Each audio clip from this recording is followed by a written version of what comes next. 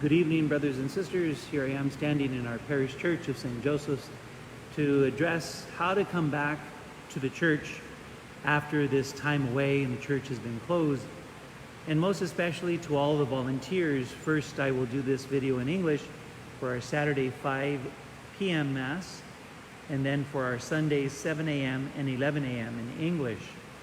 All of you volunteers have already hopefully watched my first instructional video, and this is the second then to give you a little more detail.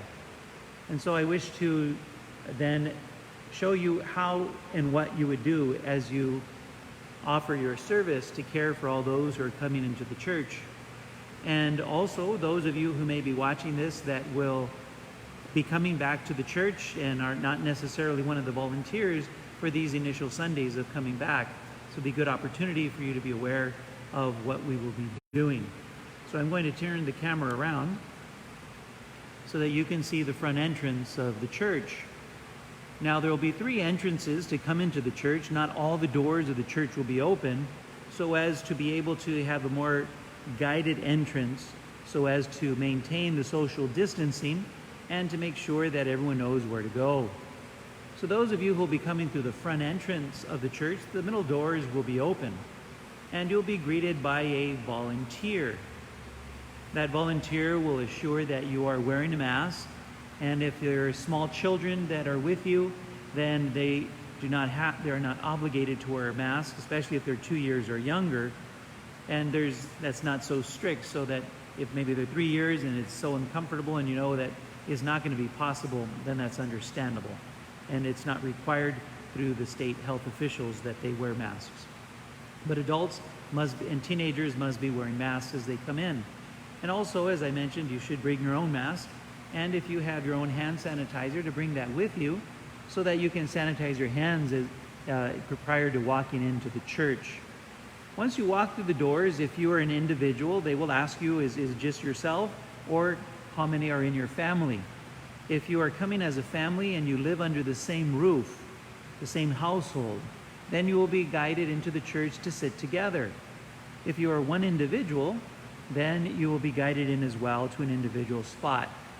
And so as you notice, and as you come through the front doors of the church, those who do will be guided to the seats, the benches that are from the middle break of the church. This will be their area that you will fill in. And so this is your area for the church, those who come through the front doors. And you notice that then we'll keep the first bench where the break is open for those who are handicapped, those who have wheelchairs, those who are in a walker. And then if they are an individual, they will sit on the designated spot where the white tape is at. If there is a family, they will all sit together. If there are just a couple, then they will sit together, and then there will be 2 others in the bench with them. If they are 3 or more, they will occupy the entire bench.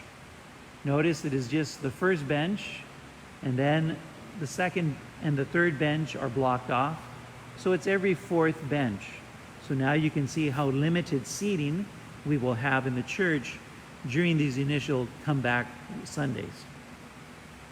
And so the usher themselves, the volunteer, will escort you to an open spot. Again, if you're an individual, you will occupy one of the tabs where it is marked with your back where the one tab is, and on the seat where the other one goes between your legs. Again, if you are 3 or more, you will occupy the entire bench. If you're a family of 5, or if there's 7 of you from the same household, you will occupy the same bench. And so, very limited.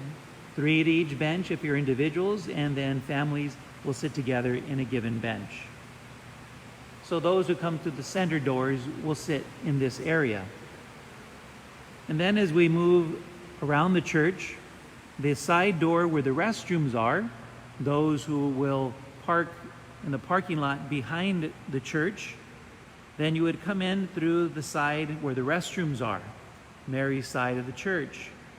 And the piano player and 3 members, perhaps of choir, will sit in the first bench where the choir is near the piano. And again, as you walk through, you'll be asked, are you an individual or are you a family? If you're in the same household, then you will be directed to sit together. And if you're an individual, then you will sit in the designated spot. So again, we're going to try to keep the first bench for those who may be handicapped. This will vary from Mass to Mass. So again, 3 people would sit in this area. Or if it's a family, then you will occupy the entire bench. And again, it is only the first bench, and then 2 are blocked, and then there is the next bench. So again, you can see it will be very limited. And then the same doors from Mary's side, as you walk in from the restroom side of the church, then not only the side benches, but also the first section on Mary's side of the church will be for your area to be occupied. Again, there are only 3 spaces in each bench. If you're an individual or if you're a family, you occupy the entire bench. And again, it is the center section, which will be for those who come through that door. And as you can see, every 4th bench is available. So there are only actually 4 benches available for seating in this section and on both sides of the church. Those of you who come through the side door from the side parking lot alongside the rectory, as you come through that door, again, you will be greeted, making sure that you are wearing your mask. You'll be asked if you're an individual or if you're a family. Individuals then will be led to a designated spot. Or if you're a family of 3 or more, then you will occupy the entire bench. And then the benches that are facing towards the sanctuary, because we are keeping a 7-foot distance, so you notice that this first bench, keeping the distance from the side benches, so there are only 2 individuals can sit in this bench here. But if you are a family of 3 or more, you will occupy the entire bench. And there are only 2 benches that are able to be occupied in this section. So if it are all individuals, we can fit up to 80 people. If you are families, then obviously we'd be able to fit up to 100 if 3 or more family members from the same household are coming together. That's how you will enter the church.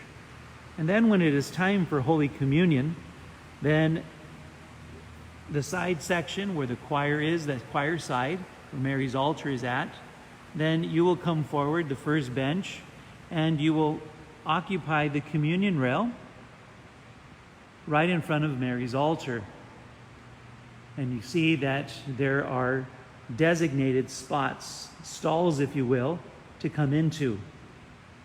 So you would kneel inside the 2 white strips in front of the blue cross that is on the communion rail.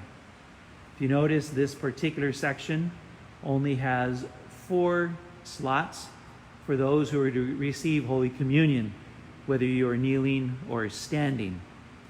And then, for those of you who are occupying the center of the church, then it will be the first bench. You come down the center aisle, and you would occupy the spaces, the stalls, if you will, that are along on the communion rail, inside the white strips, in front of the blue cross that is on the communion rail.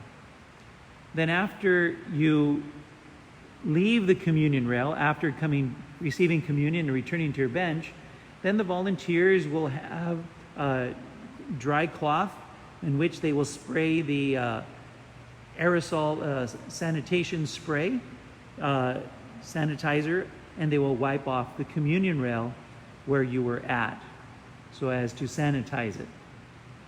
And those who are sitting on Joseph's side, then those who are the benches that are facing towards the side of the St. Joseph's, then you will occupy the communion rail from the American flag, moving towards your right.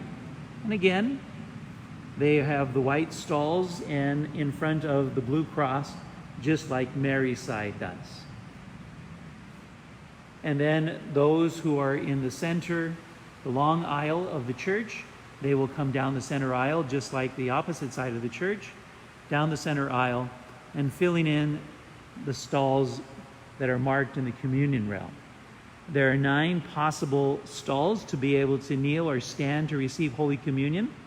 And after you receive communion and you leave that spot, then the volunteers with the dry cloth spraying the sanitizing spray and wiping down the communion rail after you receive communion. And then as it is wiped, then the next person waiting in line for communion will be able to come forward and take their place at the communion rail.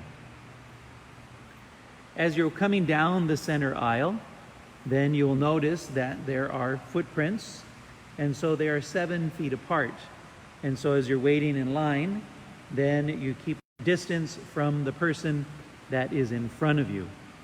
And then as the person in front of you moves forward and takes their place at the communion rail, please move forward so that automatically you're doing all you can to, in a very flowing way, fill in the spots of the communion rail so it is not delayed.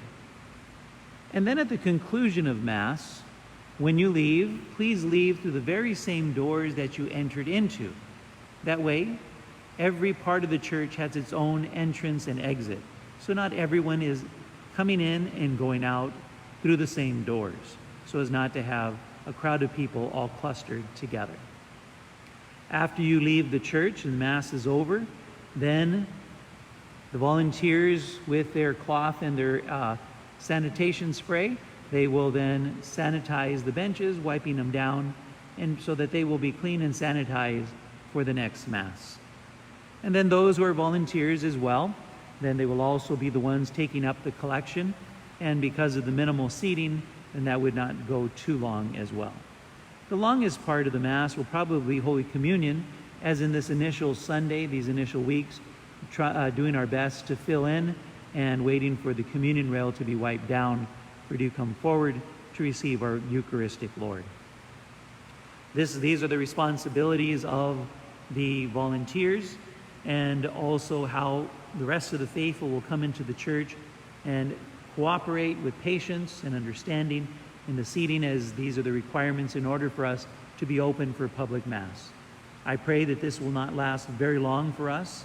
After a period of 21 days, we reevaluate with the Archbishop, with his guidance from the health officials and the local governments, depending where the various parishes are at, if then it gets lifted or if it must continue, depending on the curve of the coronavirus.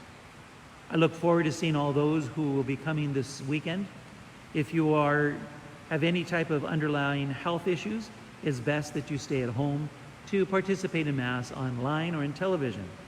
If you have been self-quarantining because you were sick, it's better to conclude that self-quarantine, and then after you have recovered, to come back to Mass.